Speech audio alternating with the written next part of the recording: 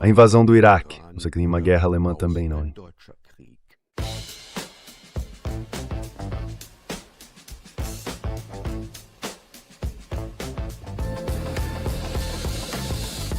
Gegen den Strom. Zur Sache. Erstens. Gruß von der Heimatfront. Primeiro, saudações da frente doméstica.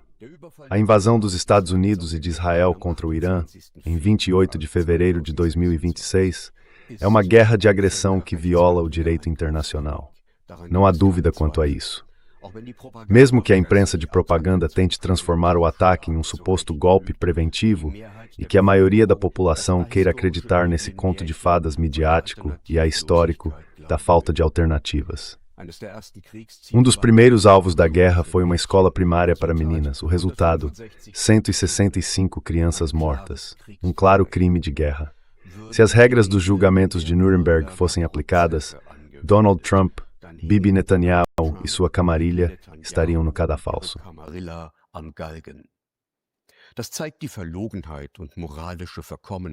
Isso mostra a hipocrisia e a decadência moral do chamado Ocidente dos Valores. Se alguém quiser exemplos dessa hipocrisia dos autoproclamados campeões alemães dos valores, basta olhar para Kiel. A reitoria da Universidade Christian Albrechts, por ocasião do 4º aniversário da invasão russa na Ucrânia, enviou uma circular dizendo, e eu cito, estudantes da Universidade Christian Albrechts, também os programas de estudo conjuntos estão afetados. Estudantes da Universidade Christian Albrechts continuam sem poder fazer intercâmbio na Rússia. Viagens de trabalho para a Rússia permanecem proibidas diante da situação atual.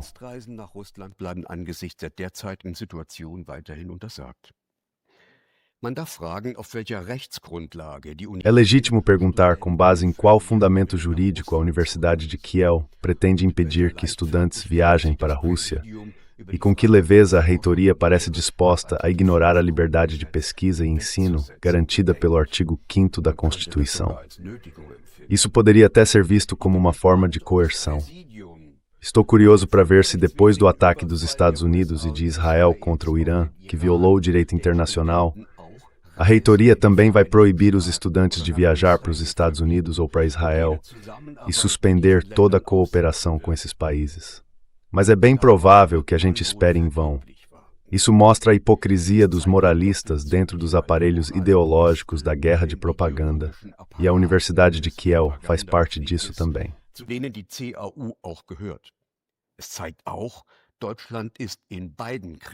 Isso também mostra o seguinte: a Alemanha já é parte nos dois conflitos, tanto no com a Rússia quanto no contra o Irã. Segundo ponto. A Alemanha como parte em guerra. A República Federal, que depois das catástrofes provocadas pela própria Alemanha no século XX, com quase 200 milhões de mortos, teria todos os motivos para trabalhar pela paz, está agora na linha de frente.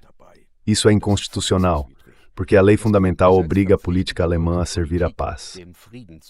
Mas isso não impede os intelectuais alemães, ou o que restou deles, os acadêmicos, de atuarem como fomentadores nessa batalha de propaganda. Als Kriegstreiber in der Propagandaschlacht zu wirken. Medien, Kirchen, Gewerkschaften, Universitäten betätigen sich als würdige Nachfahren der Inquisition, wie auch die Uni Kiel durch meine Kündigung als Lehrbeauftragter dokumentiert hat, die im Übrigen vom Verwaltungsgericht Schleswig für klar rechtswidrig erklärt wurde.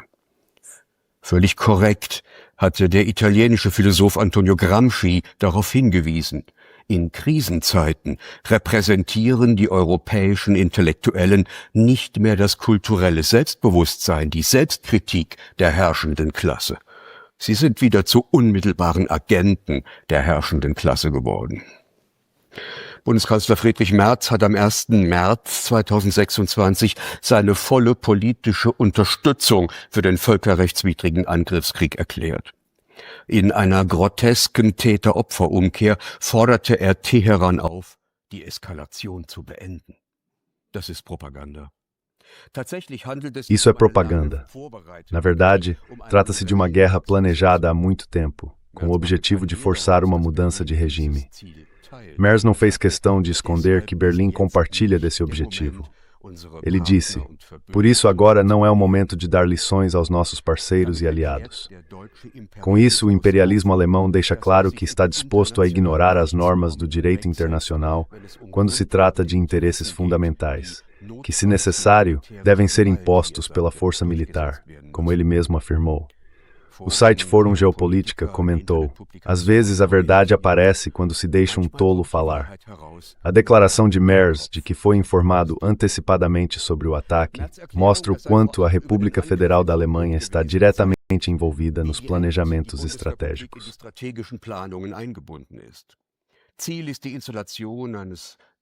O objetivo é instalar um regime fantoche pró-Ocidente em Teherã, que abra as reservas de petróleo e gás para as empresas ocidentais. Isso é imperialismo de carona, clássico. Os Estados Unidos tomam a dianteira e a República Federal espera ficar com uma parte do saque. Enquanto isso, a guerra já chega à Europa. O Irã atacou uma base britânica em Chipre com um drone. A Marinha Real enviou um destroyer. A República Federal está retirando cidadãos alemães da zona de guerra. Pelo menos 7 soldados americanos foram mortos até o dia 9 de março. O analista militar Larry Johnson também fala em racismo. Já o analista Daniel Davis, que acumulou experiência nas guerras do Iraque e do Afeganistão e foi condecorado por isso, acredita que o número de vítimas americanas é bem mais alto.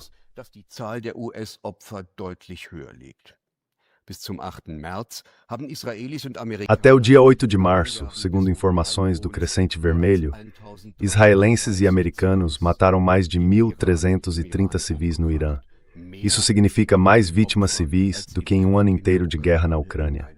O número de feridos do lado americano é desconhecido, mas justamente para situações como essa, o exército dos Estados Unidos construiu em Weilerbach, perto de Ramstein, o maior hospital militar fora do território americano. Para o Comando Central dos Estados Unidos, responsável pelo Oriente Médio e, portanto, também pelo Irã, a Alemanha funciona como um ponto logístico central. O número de voos, partindo da base aérea de Ramstein e da base aérea de Spangdahlem, aumentou drasticamente durante os preparativos para o ataque. Citação.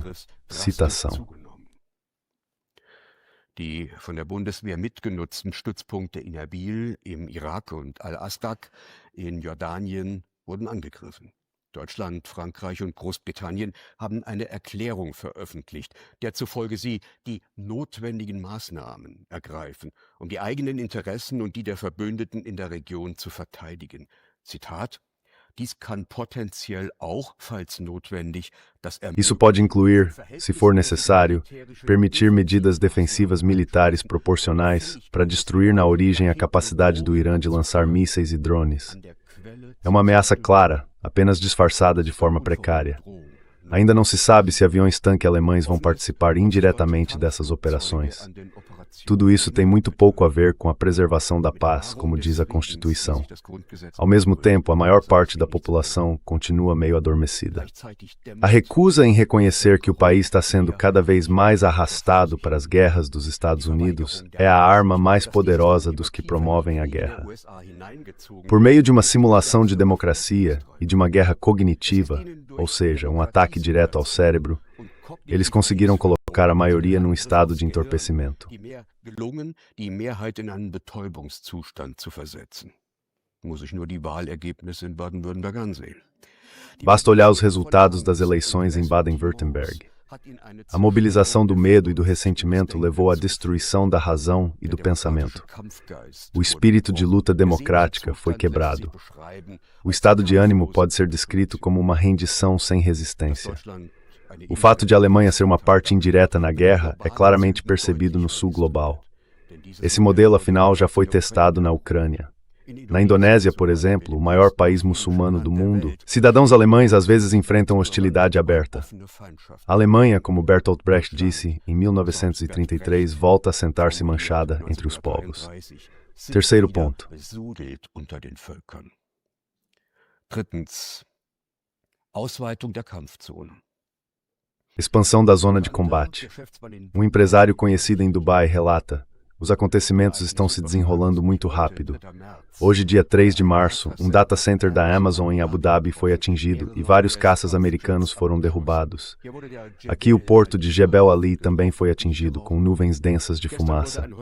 Ontem, um hotel na Palmeira foi bombardeado, o Fairmont Hotel. Depois, o hotel em forma de vela, o Burj Al Arab e o Terminal 3 do aeroporto. O terminal da Emirates foram atacados por drones.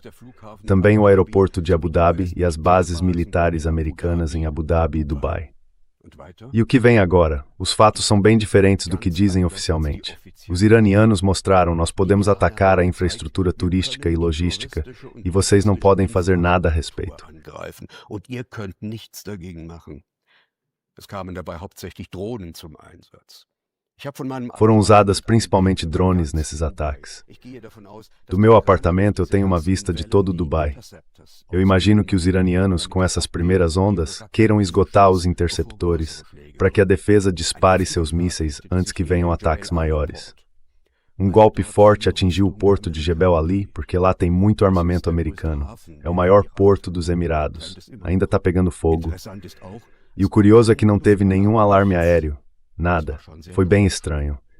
O ex-analista da CIA, Larry Johnson, e o ex-inspetor de armas, Scott Ritter, confirmam que os iranianos destruíram exatamente os armazéns onde a CIA guardava equipamentos do Starlink.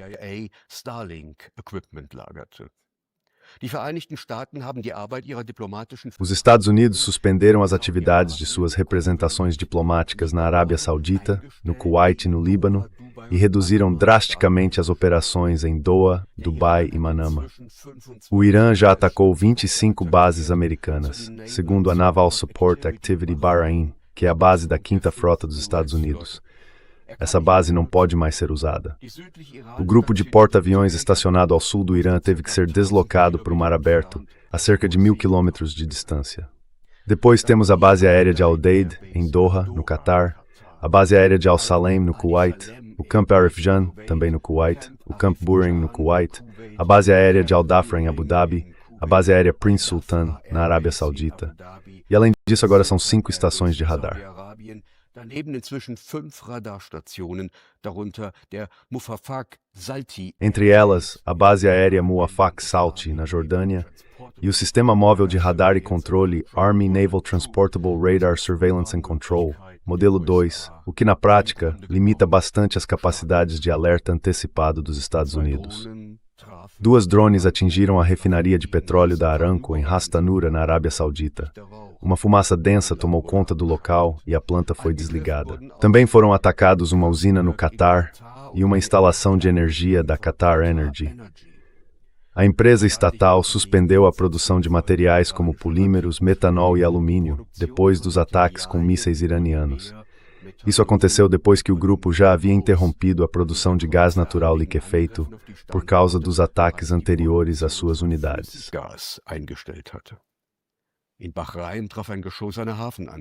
No Bahrein, um projétil atingiu uma instalação portuária. Perto de Oman, um petroleiro foi atacado. Em Israel, entre outros alvos, o porto de Haifa foi atingido. O fechamento do Estreito de Hormuz está colocando os países do Golfo e o Ocidente sob forte pressão. Diante do estreito, já há milhares de navios parados. O Goldman Sachs e o JP Morgan prevêem que, se a situação continuar assim, o preço do barril de petróleo pode chegar a $150 em 3 semanas. Hoje ele está em torno de 100. O preço do gás já dobrou.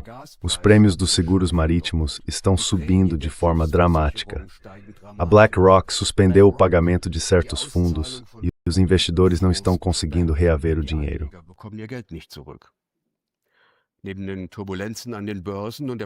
Além das turbulências nas bolsas e do bloqueio do transporte de petróleo e gás, os países do Golfo dependem da importação de alimentos.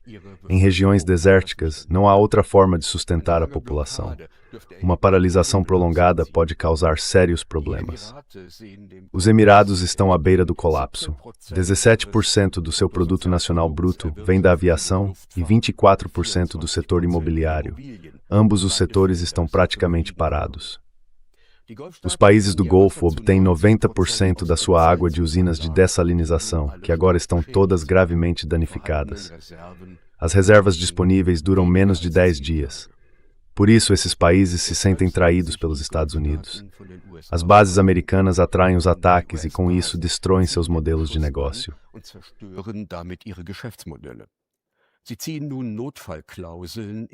Eles estão acionando agora as cláusulas de emergência nos contratos de investimento com o Ocidente, suspendendo entregas e tentando impedir a presença dos Estados Unidos no Golfo. Israel impôs um bloqueio total de informações sobre os danos causados pelo Irã. Mas todos os dias, centenas de foguetes e drones atingem cidades como Tel Aviv e Haifa. Essas ondas de ataques têm o objetivo de sobrecarregar o sistema de defesa. O domo de ferro está se mostrando, em grande parte, ineficaz. Os ataques de mísseis mais pesados, senhoras e senhores, ainda estão por vir. Mesmo assim, as perdas já parecem maiores do que o esperado.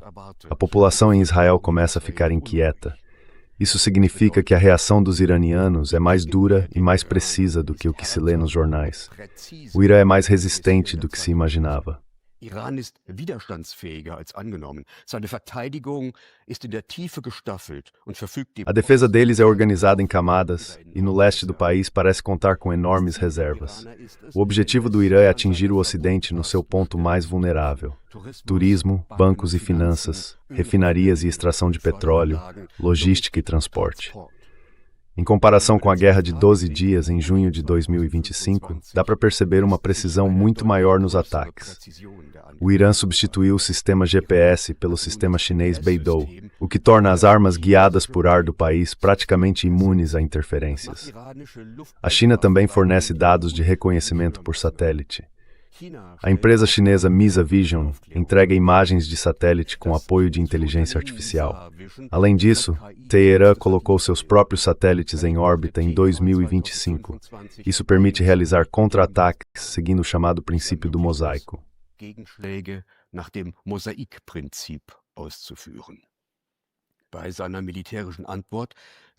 Na sua resposta militar, o Irã está usando principalmente drones, mas também mísseis. As suas próprias instalações ficam escondidas bem fundo no subsolo, o que levanta dúvidas sobre se os ataques aéreos de Israel e da Força Aérea dos Estados Unidos realmente destruíram um número significativo de rampas de lançamento e sistemas de radar. A defesa aérea iraniana hoje é amplamente descentralizada. As armas hipersônicas vindas da China ainda nem foram usadas pelo Irã. O país está dividido em 31 zonas de defesa. Se a liderança for eliminada no ataque de decapitação, os níveis abaixo continuam operando. A principal base de sustentação é o Basij, uma organização paramilitar de massa subordinada à Guarda Revolucionária, presente em todo o país, nas escolas, nas empresas e nas mesquitas.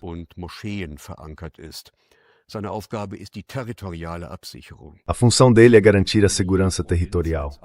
Assim, cada província pode funcionar na prática como uma zona de combate independente. Esse princípio em forma de mosaico é uma espécie de seguro estratégico.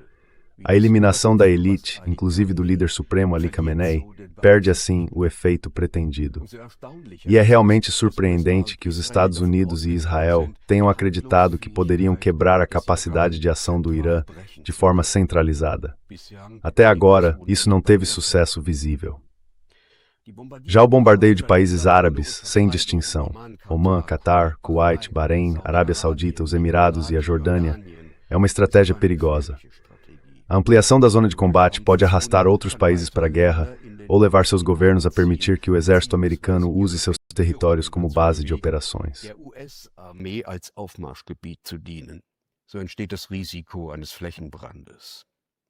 Assim surge o risco de um incêndio generalizado.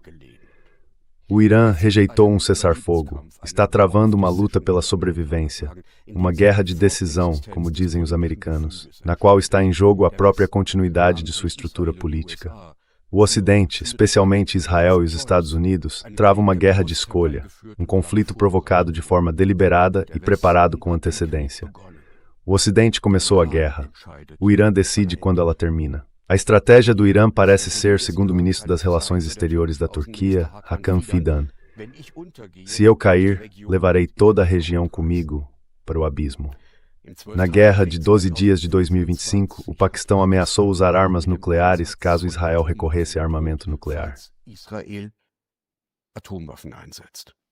Nordkorea erklärte kürzlich, wenn Teheran A Coreia do Norte declarou recentemente: se Teherã pedir armas nucleares, nós vamos fornecer.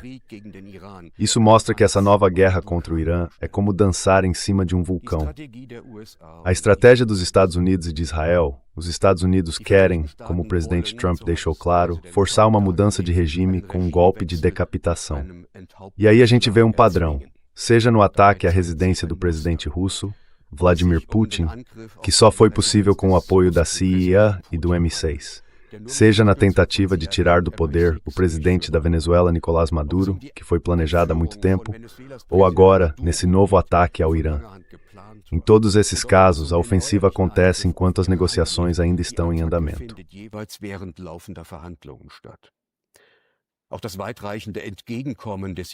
Nem mesmo a ampla disposição do Irã em ceder, pouco antes do ataque, adiantou alguma coisa. Quando a ofensiva aconteceu, ficou claro que nunca se tratou de negociações de verdade. Isso significa que, para Washington, a diplomacia se transformou num simples disfarce, num jogo de enganação. As conversas acontecem só para manter as aparências. E, de qualquer forma, está evidente que se recorre à força contra a liderança máxima de um país. O objetivo é substituir as elites à força para instalar um regime fantoche. Isso destrói completamente qualquer confiança. A guerra já não é mais, como disse Clausewitz, a continuação da política por outros meios.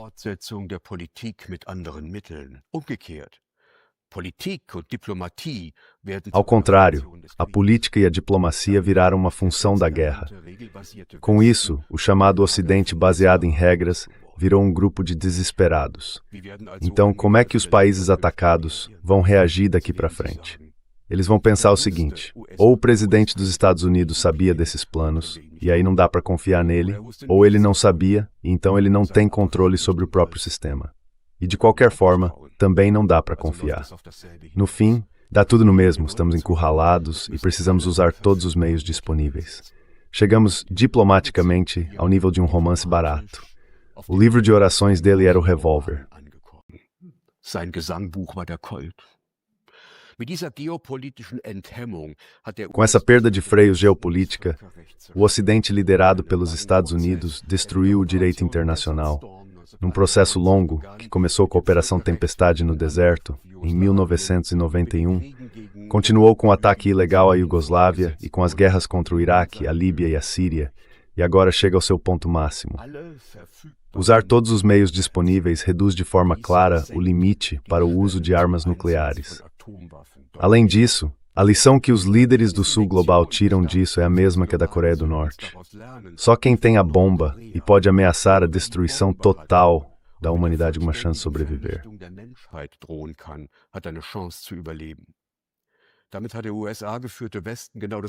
Com isso, o Ocidente liderado pelos Estados Unidos conseguiu exatamente o oposto do que dizia querer: impedir que o Irã adquirisse a capacidade de construir armas nucleares. Diferente de Israel, o Irã assinou o Tratado de Não Proliferação Nuclear. Além disso, os americanos e os israelenses, ao assassinarem Khamenei de forma deliberada, eliminaram justamente o líder iraniano que, por motivos religiosos, se opunha à bomba atômica. O próximo talvez interprete o Alcorão de outra maneira, mas o ataque dos Estados Unidos e de Israel certamente não tem a ver com o programa nuclear. Esse programa está há anos sob o controle da Agência Internacional de Energia Atômica, e o Irã já declarou várias vezes que renuncia à construção de uma bomba atômica.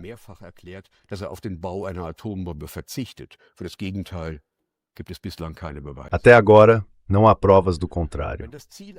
Se o objetivo era uma mudança de regime, como Trump declarou, então essa guerra de agressão pretendia resolver um problema que o próprio Ocidente criou. Em 19 de agosto de 1953, o primeiro-ministro iraniano Mohammad Mossadegh, eleito democraticamente, foi derrubado por uma operação ilegal conduzida pelos serviços de inteligência dos Estados Unidos e do Reino Unido, porque ele havia nacionalizado a Anglo-Iranian Oil Company. Essa foi a chamada Operação Ajax.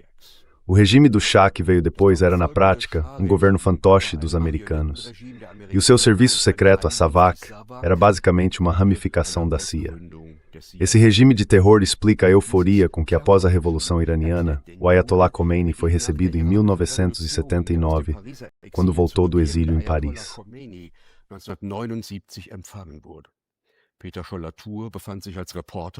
Peter Scholl-Latour estava a bordo do avião como repórter, mas voltou imediatamente porque não havia mais lugar para ele no helicóptero de Khomeini. E ele percebeu na hora que não conseguiria sair daquela multidão. Ele fez o seu relato depois de pousar em Paris. O primeiro-ministro Abolli Hassan Bani Sadr, eleito democraticamente e um intelectual muito culto, acabou sendo pressionado por muçulmanos radicais, teve que fugir e passou a viver em Versalhes. Lá, eu pude instalar fugitividades, as questões tocantes e o comércio internacional maritime. Und des internationalen Waffenhandels.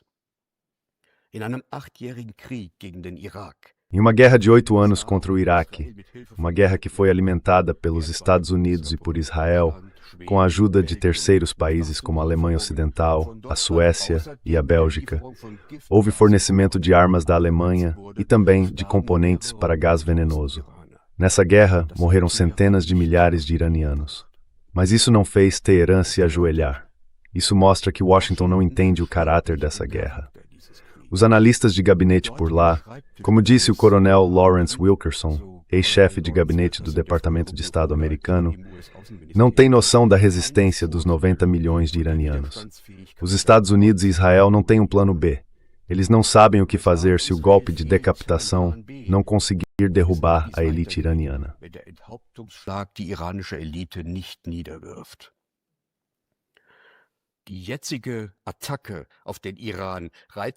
O ataque atual ao Irã faz parte da estratégia geopolítica dos neoconservadores, que buscam forçar uma mudança de regime em todos os países árabes. Os planos para uma troca de regime no Irã existem desde o 11 de setembro de 2001. O Pentágono, a CIA e o Exército dos Estados Unidos vêm trabalhando nisso há anos. Faltava apenas o momento certo, como o general Wesley Clark deixou claro em 2007. Portanto, trata-se de uma estratégia de longo prazo dos Estados Unidos, que não depende de quem ocupa a presidência. Na lista estavam Afeganistão, Iraque, Síria, Líbano, Líbia, Somália, Sudão e, por fim, o Irã, o último país que ainda não havia sido levado ao caos. Segundo o economista americano Jeffrey Sachs, esse ataque segue uma estratégia que já tem pelo menos 30 anos. Ele afirma que os Estados Unidos e Israel buscam a supremacia na Ásia Ocidental. Die USA und Israel streben nach der Vorherrschaft in Westasien. Und das wurde durch eine Reihe von Kriegen mit dem E isso foi colocado em prática por meio de uma série de guerras com o Irã, que tinham como grande objetivo algo que, na verdade, vem acontecendo desde que Netanyahu assumiu como primeiro-ministro de Israel. Isso quer dizer que não tem absolutamente nada a ver com antissemitismo, quando se aponta que a intenção é criar um grande Israel, do Nilo até o Eufrates. É só olhar os emblemas nos ombros dos soldados israelenses. Dá para ver isso ali.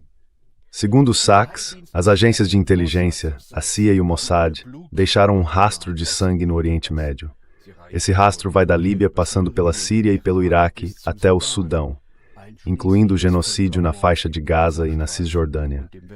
A alegação de que o Irã queria construir uma bomba atômica foi, para a CIA e o MI6, a justificativa perfeita para a guerra de 12 dias no ano passado.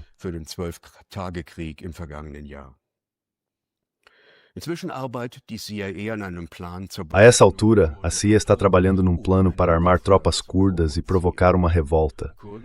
A ideia é que os curdos mantenham as forças iranianas presas na fronteira, para facilitar possíveis protestos nas grandes cidades. Isso é um sinal de fraqueza. Depois de não conseguir derrubar o governo, agora querem arrastar o Irã para uma guerra civil. Mas envolver os curdos provavelmente vai forçar uma reação de Ankara e pode acabar incendiando toda a região. Segundo o jornal Washington Post, uma manobra da 82ª Brigada Aerotransportada do Exército dos Estados Unidos foi cancelada. Essa unidade é especializada em operações terrestres difíceis. E dentro da equipe de Trump, estão considerando ocupar a ilha de Karg, onde fica o terminal de petróleo.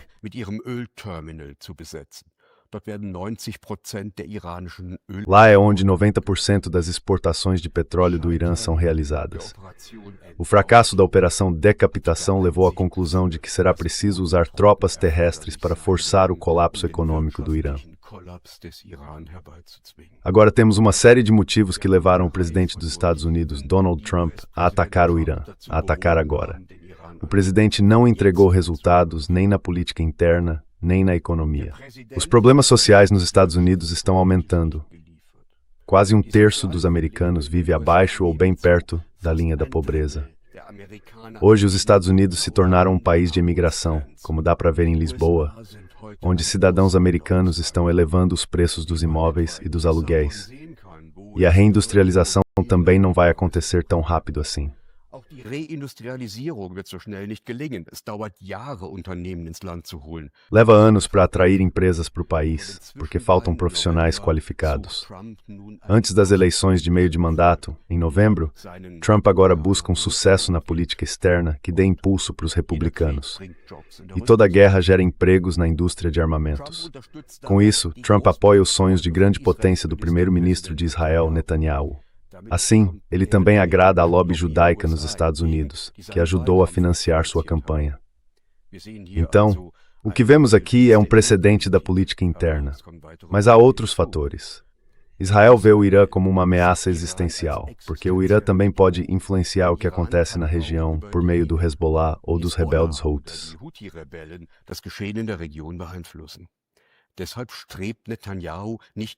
Por isso, Netanyahu não busca apenas uma mudança de regime, mas sim a destruição completa do Irã, seguindo o modelo da Síria.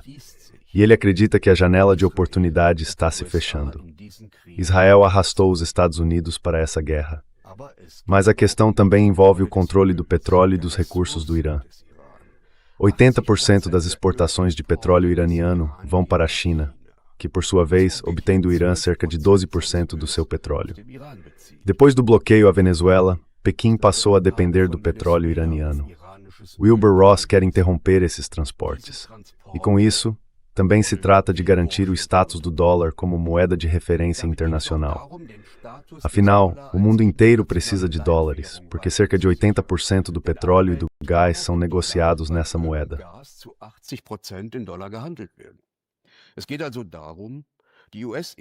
A questão, portanto, é fornecer à indústria dos Estados Unidos novas fontes de recursos a preços mais baixos, melhorando assim as condições de valorização e a rentabilidade do capital financeiro americano. Já os países do BRICS começaram a criar seus próprios caminhos de financiamento fora do dólar, ou seja, também se trata de enfraquecer o BRICS. Do ponto de vista geopolítico, o objetivo é controlar rotas comerciais, como o Estreito de Hormuz, e interromper as conexões do BRICS, o corredor russo norte-sul, que vai de São Petersburgo até o Golfo Pérsico, e o projeto chinês da nova Rota da Seda, que atribui ao Irã um papel de articulação. Em outras palavras, uma conectividade planejada está sendo destruída por uma espécie de pirataria militar.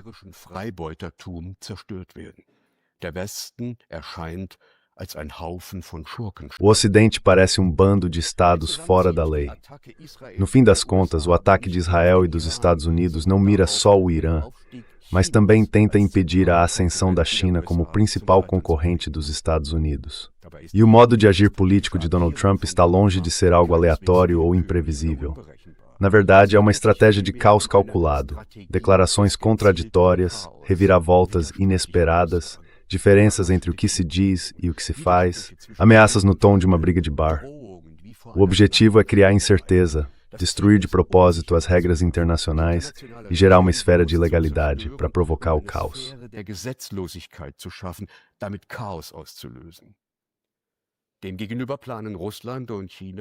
Em contraste, Rússia e China planejam seus investimentos a longo prazo. A estratégia deles deve ser frustrada por meio da criação constante de caos e imprevisibilidade. O fato de Trump mergulhar toda a região no caos não é um dano colateral, e sim algo claramente intencional. Como o chanceler federal Friedrich Merz deixou transparecer durante sua visita a Washington, a Alemanha apoia essa estratégia contrária ao direito internacional e estaria até disposta a enviar tropas de apoio.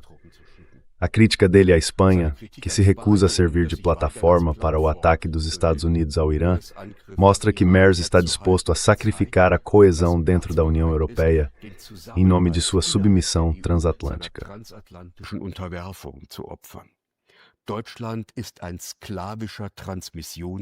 A Alemanha se tornou uma correia de transmissão submissa a Washington. Qualquer taxista do Sri Lanka entende isso, e por isso não dá para se surpreender quando um alemão é tratado de acordo lá e em outros lugares. As elites alemãs, corrompidas pelo atlantismo, parecem gostar do papel de administradoras coloniais. O governo federal parece uma força de ocupação dentro do próprio país, agindo contra os interesses do seu povo. Hoje, ser alemão no mundo é motivo de vergonha. E quinto ponto, o contra-ataque. Com um golpe de decapitação, os atacantes conseguiram matar o líder da revolução e a principal autoridade política e religiosa do Irã.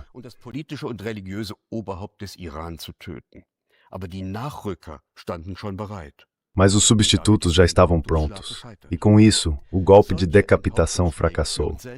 Ações desse tipo raramente trazem o resultado desejado. Elas acabam escalando o conflito e criando caos.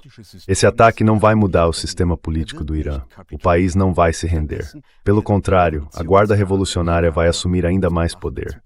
O analista Daniel Davis avalia que Khamenei pode ter se sacrificado de propósito para servir como mártir. Segundo ele, o assassinato de Yoda covarde o apoio tomaram personalidade injusta. E os protestos que Espanha e Palmeiras muçulmanos compõem.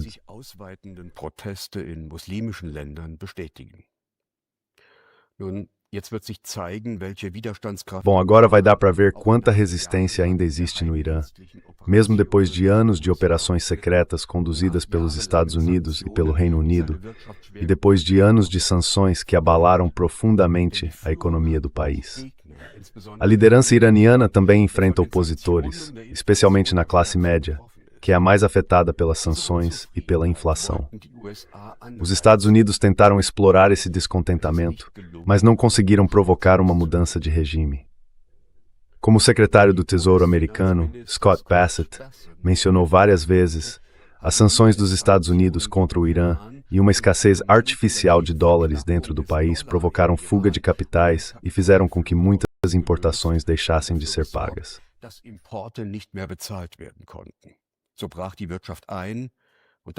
A economia entrou em colapso, e isso levou as pessoas às ruas.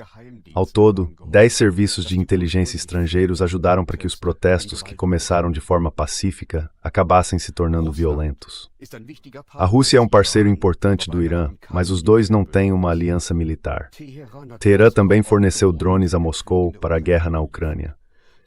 Embora parte das forças russas esteja envolvida na Ucrânia, Moscou ainda assim enviou armas hipersônicas e outros equipamentos ao Irã, além de oferecer apoio com dados de satélite. Isso porque eles não podem aceitar uma interrupção do corredor comercial norte-sul. O ministro das Relações Exteriores, Sergei Lavrov, declarou que o Irã não será abandonado por Rússia e China. Por outro lado, a própria Rússia também enfrenta desafios geopolíticos, agravados pelas guerras contra o Irã e na Ucrânia.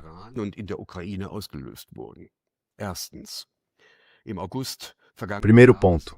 Em agosto do ano passado foi criado o chamado Corredor Trump para a Paz e a Prosperidade Internacional, passando pela província de Syunik, no sul da Armênia. Esse corredor estabelece uma rota logística da OTAN pelo sul do Cáucaso até o Azerbaijão, aliado da Turquia no Mar Cáspio, o que representa uma ameaça ao flanco sul da Rússia. Segundo ponto. A nova estratégia de segurança dos Estados Unidos atribui à Polônia o papel de principal ariete contra a Rússia, apoiando assim as ambições de poder de Varsóvia. Do ponto de vista russo, isso é uma séria ameaça para Kaliningrado. Terceiro ponto. A União Europeia está se rearmando. O plano chamado Rearm Europe envolve 800 bilhões de euros e a Alemanha está investindo quase 100 bilhões em projetos militares. A infraestrutura logística para deslocar tropas até a nova frente oriental está sendo ampliada. Quarto ponto.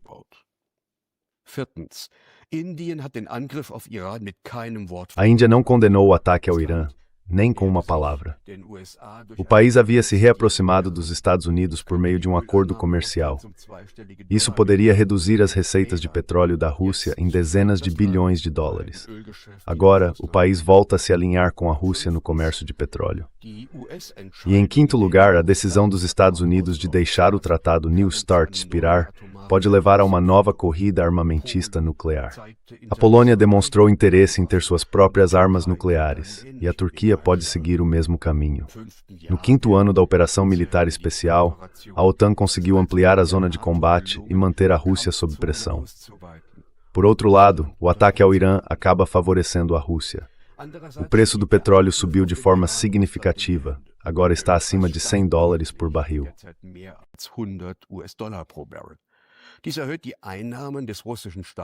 Isso aumenta a receita do Estado russo e facilita o financiamento da guerra, mas também dá um impulso à economia russa, já que a demanda por petróleo está crescendo.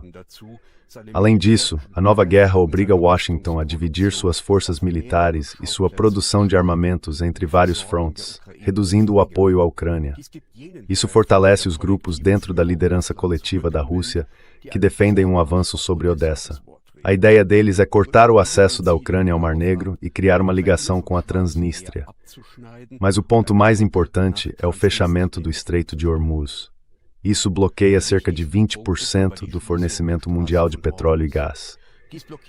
Por causa disso, os países do Golfo estão reduzindo a produção de energia, já que os estoques estão cheios.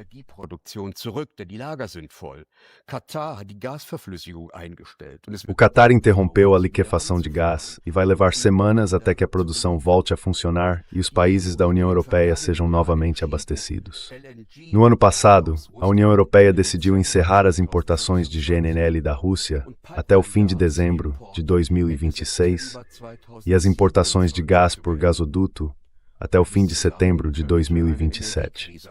As duas medidas juntas podem provocar uma crise de energia ainda mais grave do que a que houve durante a pandemia de Covid e até mais severa do que a do embargo do petróleo árabe de 1973. Putin ordenou que seu governo avaliasse se as exportações de energia russa podem ser redirecionadas da Europa para a Ásia. Com isso, Moscou assume uma posição estratégica. O Kremlin pode chantagear os países da OTAN para alcançar seus objetivos de guerra na Ucrânia, ou pode aprofundar a recessão da economia europeia. Mais uma vez, os europeus se colocaram em um beco sem saída criado por eles mesmos.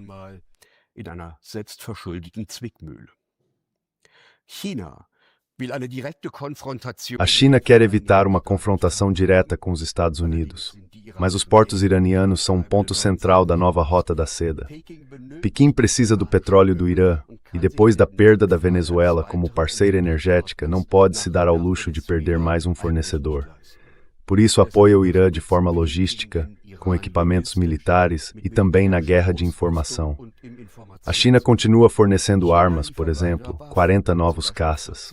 Com isso, Pequim adota exatamente a mesma estratégia que Washington usa na Ucrânia. Atua na prática como parte do conflito, mas sem envolvimento direto. Além disso, a China ainda tem outros instrumentos à disposição.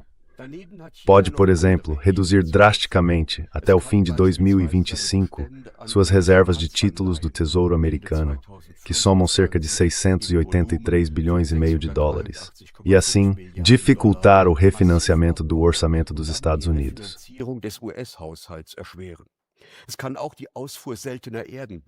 A China também pode bloquear a exportação de terras raras e, com isso, atingir em cheio a indústria de defesa e o setor digital dos Estados Unidos. Além disso, junto com a Rússia, pode acelerar o desenvolvimento de novos sistemas de pagamento usando tecnologia blockchain, o que reduziria o papel do esponja que hoje absorve a exportação da dívida americana pelo mundo. Atualmente, cerca de 20% do comércio global já acontece fora do sistema do dólar. A grande dúvida agora é até onde Pequim está disposta a ir. Mas dentro da liderança chinesa está se consolidando a visão de que os Estados Unidos vão perder, de forma definitiva, sua posição de domínio global nesse conflito no Irã. Jeffrey Sachs chama atenção para o fato de que o Irã tem mais mísseis do que Israel e que os Estados Unidos não dispõem de sistemas de defesa realmente eficazes contra eles.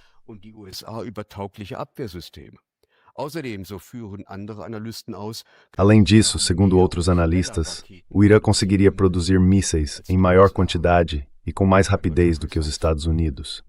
E mais uma vez, Jeffrey Sachs diz o seguinte: essa ideia de uma mudança de regime promovida pelos Estados Unidos e por Israel, assim como tantas outras ações delirantes desses dois países, está basicamente condenada ao fracasso. Agora, sobre a perspectiva, o Irã deve tentar arrastar Israel e os Estados Unidos para uma guerra longa de desgaste. A aposta é que os atacantes fiquem sem mísseis em pouco tempo. De acordo com todos os analistas, os Estados Unidos têm estoques de munição suficientes apenas para algumas semanas. O ex-analista da CIA, Larry Johnson, escreveu que, se o Irã lançasse cerca de 60 mísseis balísticos por dia, as forças americanas ficariam sem mísseis interceptadores Patriot em cerca de 10 dias.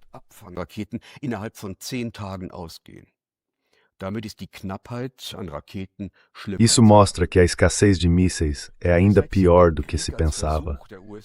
Jeffrey Sachs vê a guerra como uma tentativa dos Estados Unidos de manter seu império regional no Oriente Médio, com Israel atuando como a potência militar local. Ao mesmo tempo, os Estados Unidos estariam lutando para preservar sua antiga posição de liderança global. Mas, segundo ele, eles não estão vencendo essa luta, porque na verdade já vivemos em um mundo multipolar. Dá para dizer que os Estados Unidos já perderam essa guerra. O objetivo declarado, a troca de regime, não será alcançado. Já a liderança iraniana calcula de forma bem fria que uma guerra contra os Estados Unidos e Israel é menos arriscada do que se submeter aos americanos. Até o jornal New York Times noticiou isso.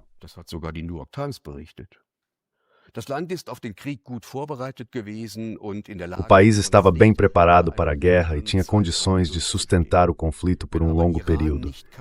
Mas se o Irã não se render, Washington e Tel Aviv vão enfrentar sérios problemas. Essa guerra vai fazer com que os Estados Unidos percam seus aliados no Golfo e, com isso, sua posição dominante na região. Para o Irã, trata-se de uma crise existencial, mas o país vai resistir para, no fim, conseguir impor suas próprias condições nas negociações. Já analistas americanos acreditam que os Estados Unidos não têm capacidade de aguentar uma guerra de desgaste prolongada. Além disso, segundo o Centro de Estudos CSIS, a operação militar já consumiu nas primeiras 100 horas 3,7 bilhões de dólares, quase 1 bilhão por dia.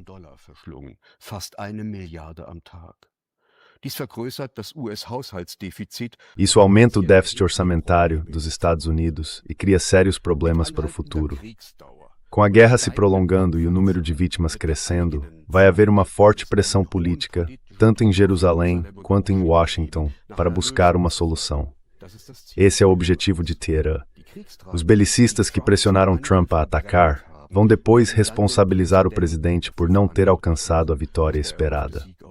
Eu não acredito que a população iraniana vá se voltar contra o regime. As pessoas parecem entender bem a falsidade das promessas americanas. Elas têm experiência nisso. Sabem que mesmo com uma mudança de regime, a situação delas não melhoraria.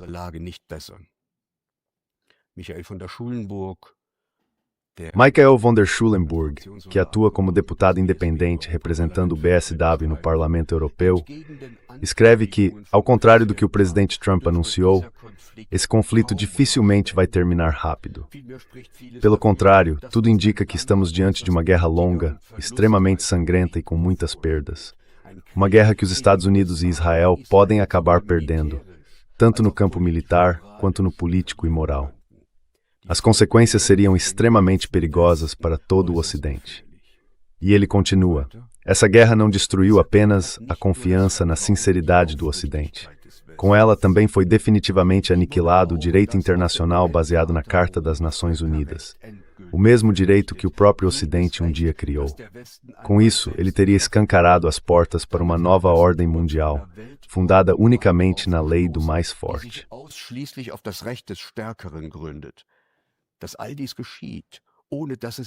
O fato de tudo isso acontecer sem que haja um clamor na parte ocidental do mundo diz muito sobre o estado mental e moral das nossas sociedades. Mas se Trump perder essa guerra, isso também vai ter consequências internas. Nesse caso, ele e os republicanos serão punidos nas eleições de meio de mandato. Com isso, ele pode perder a maioria no Congresso e deixar de ser politicamente sustentável. Do ponto de vista geopolítico, o ataque ao Irã acelera o declínio do Ocidente. Os Estados Unidos estão esticando demais seus recursos militares e aumentando ainda mais a dívida pública.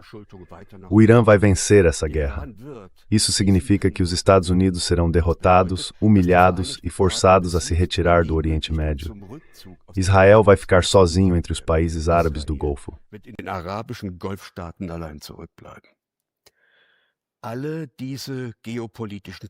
Todos esses conflitos e focos de tensão geopolíticos, Irã, Ucrânia, Cáucaso, Mar Báltico, Ártico, Estreito de Taiwan, estão todos interligados. Os Estados Unidos e seus aliados abrem, em rápida sucessão, novos cenários de guerra e sabotam soluções pacíficas para os conflitos, como já fizeram nas negociações em Istambul, na primavera de 2022. O objetivo é ampliar sua própria zona de influência, consolidar seu domínio e conter estrategicamente os adversários. Isso acontece por meio da apropriação de recursos extraterritoriais, como petróleo, gás e terras raras, e do controle de rotas comerciais, como no Panamá, onde a BlackRock assumiu no ano passado a maioria da Panama Ports Company. Ao mesmo tempo, essa estratégia acaba aproximando ainda mais a Rússia, a China e os países do BRICS em termos estratégicos.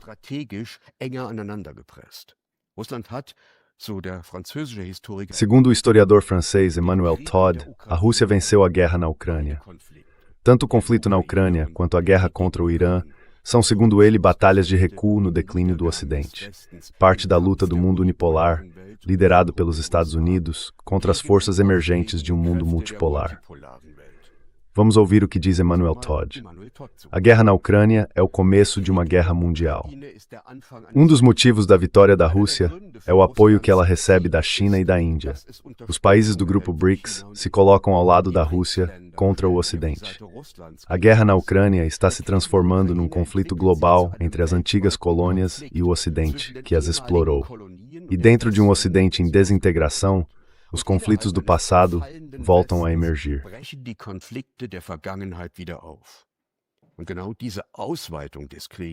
E é exatamente essa ampliação da guerra que está acontecendo diante dos nossos olhos. O que quer que aconteça no Irã, a derrota do Ocidente e da sua civilização é inevitável. Trump não consegue impedir essa implosão. Na verdade, ele a acelera. Os chineses e os russos estão armando os mulás. E os americanos tiveram que reconhecer que um porta-aviões não bastava, nem mesmo 2. O regime em Teherã não pode ceder. E Trump não pode desistir de um ataque, porque isso significaria realmente perder a credibilidade. Então, nesse conflito, nenhum dos lados pode recuar.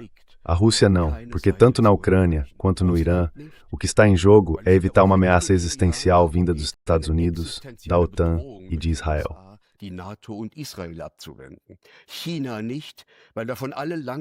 A China não pode, porque todos os seus planos de longo prazo dependem da prosperidade e do desenvolvimento econômico.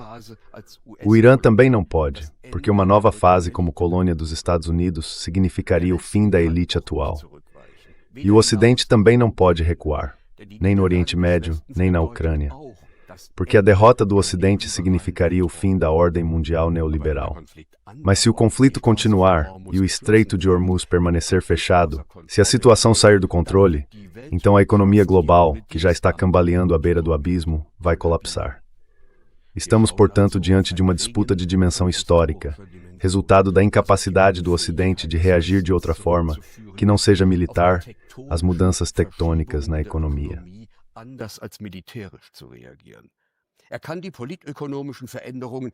Ele não consegue mais se adaptar às mudanças político-econômicas. Isso mostra a desintegração mental das elites ocidentais. Elas são incapazes de governar seus países, mas a maioria da população ainda as segue. E isso me leva ao 7º ponto. A Alemanha está sem rumo. A Alemanha será, assim como a Europa em geral e os países do Golfo, a grande perdedora dessa guerra. O novo corte no fornecimento de gás e petróleo vai empurrar ainda mais a economia para baixo.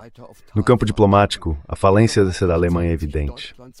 A reputação do país está arruinada no mundo todo. Também é provável que venha uma nova onda de refugiados. O chanceler Merz age como agente de influência dos Estados Unidos.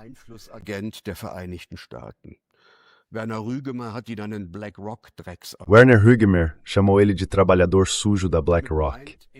Com isso, ele quis dizer que Merz faz exatamente o que interessa à indústria financeira dos Estados Unidos.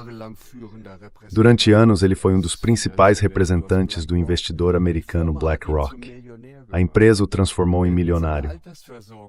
Se a aposentadoria dele estiver estruturada como costuma acontecer na gestão de grandes empresas, então parte dela deve estar ligada a um fundo de ações da própria BlackRock. Esse fundo valoriza quando a BlackRock tem grandes lucros. Aí fica fácil cair na ideia de que o que é bom para a BlackRock e para os Estados Unidos também é bom para mim e, por consequência, bom para a Alemanha. De certo modo, a visita dele a Washington mostra exatamente isso.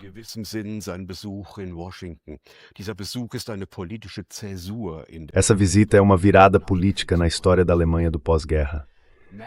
Merz se colocou, sem nenhuma condição, ao lado da guerra de agressão dos Estados Unidos e de Israel contra o Irã, uma guerra que viola o direito internacional. Gerhard Schröder ainda tinha se recusado a participar da campanha inventada contra o Iraque, em 2003. Merz está praticamente jogando o direito internacional no lixo. Até mesmo uma participação militar no ataque ao Irã está sendo deixada em aberto, bem diferente do que fez a Espanha. A justificativa dele, de que seria necessário romper o direito internacional porque outros também não o respeitam, marca o fim do princípio da paz previsto na Constituição alemã e representa uma clara violação constitucional.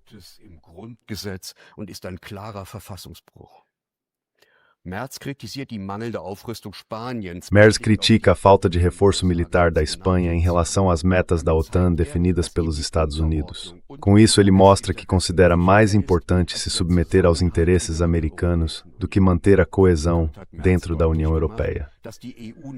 Assim, Merz deixou claro que a União Europeia não passa de uma correia de transmissão de Washington.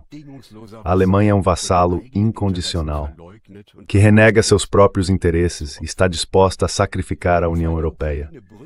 No caso da Ucrânia, ele se gaba de ter explicado ao presidente dos Estados Unidos o que não poderia ser aceito em um acordo de paz.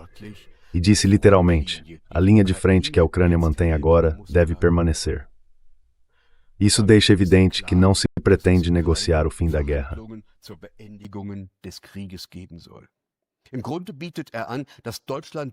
No fundo, o que ele está propondo é que a Alemanha continue esse conflito por procuração da OTAN contra a Rússia, bancando tudo sozinha, enquanto os Estados Unidos se envolvem no Oriente Médio e atacam o Irã. Isso mostra claramente a divisão de tarefas do Ocidente. Com isso, Merz se torna um chanceler da guerra, disposto a seguir os Estados Unidos de forma quase servil. No fim das contas, a Europa deixa de ser uma união de países iguais. Passa a ser dominada pela Alemanha. Friedrich Merz pressiona os Estados Unidos a se envolverem de novo, com mais força, na guerra contra a Rússia.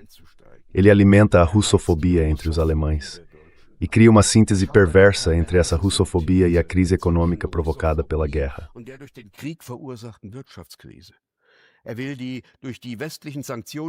Ele quer superar a crise que foi causada pelas próprias sanções ocidentais por meio da militarização da indústria.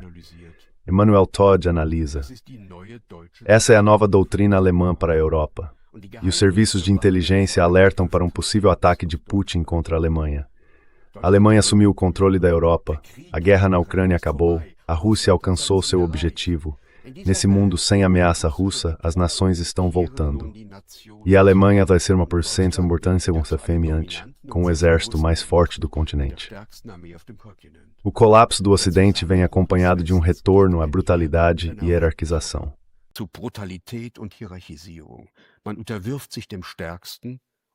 As pessoas se submetem ao mais forte e atacam o mais fraco.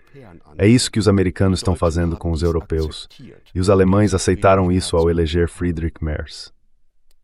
O governo federal perdeu completamente o rumo nesse cenário tão complicado. O plano de Merz de transformar a Alemanha na maior potência militar da Europa deve despertar lembranças amargas em todos os países vizinhos. Como consequência, eles vão tentar conter a Alemanha e formar uma frente comum contra Berlim. A tentativa de salvar empregos perdidos por causa das sanções e da desindustrialização, aumentando a produção de armamentos, parece mais uma forma de ganhar tempo e empurrar a gravidade dos problemas para depois das próximas eleições.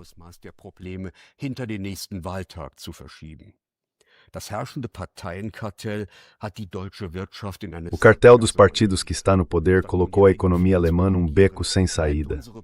Em vez de corrigir os próprios erros, nossa elite política empurra as pessoas cada vez mais fundo na guerra da Ucrânia e também nas outras guerras do Grande Irmão.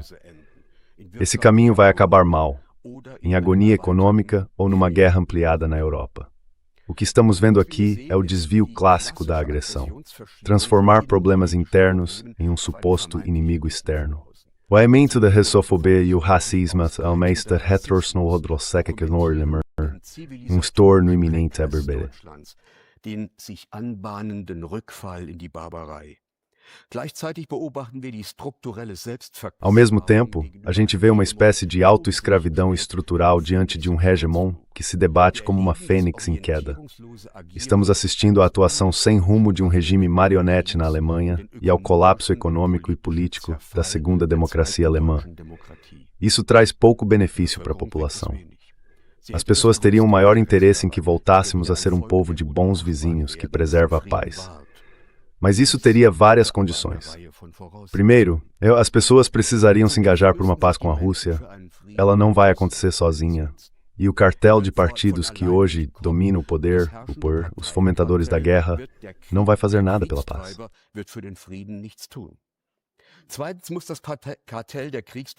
Em segundo lugar, o cartel dos fomentadores da guerra precisa ser totalmente tirado do poder. Com esse pessoal, não vai haver retorno à paz. Eles construíram suas carreiras em organizações transatlânticas, como o German Marshall Fund, os Young Global Leaders ou a Atlantic Brücke, e em grande parte são agentes de influência dos Estados Unidos que atuam contra os interesses do povo da Alemanha. Em terceiro lugar, os acordos de presença militar com os Estados Unidos deveriam ser cancelados. A Alemanha é, afinal, um ponto estratégico para a guerra de agressão contra o Irã. Nesse caso, deveríamos seguir o exemplo da Espanha, em vez de trair também Madrid. A OTAN se tornou hoje a aliança militar mais perigosa do mundo.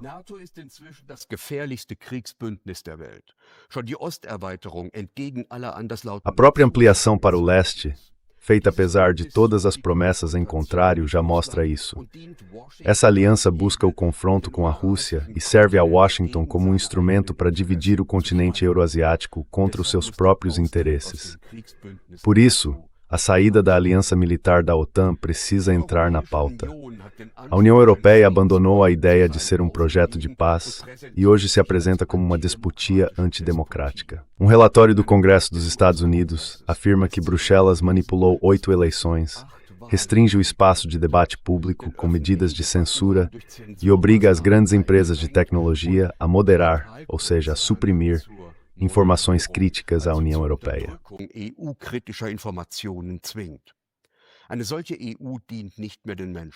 Uma União Europeia assim já não serve mais às pessoas na Alemanha. A gente deveria sair da União Europeia e seguir um caminho próprio, junto com países que ainda acreditam em resolver conflitos de forma pacífica, como a Eslováquia e a Hungria. Mas isso depende de o povo recuperar a capacidade de agir e de decidir por si mesmo, de voltar a tomar o destino nas próprias mãos, em vez de deixar a política nas mãos dos fomentadores de guerra. Porque são justamente eles que nunca acabam nas trincheiras, morrendo lá. Por isso, vale o seguinte, tanto na guerra da Ucrânia quanto na do Irã, que os fomentadores de guerra vão para a linha de frente. Obrigado. Kriegstreiber an die Front. Dankeschön.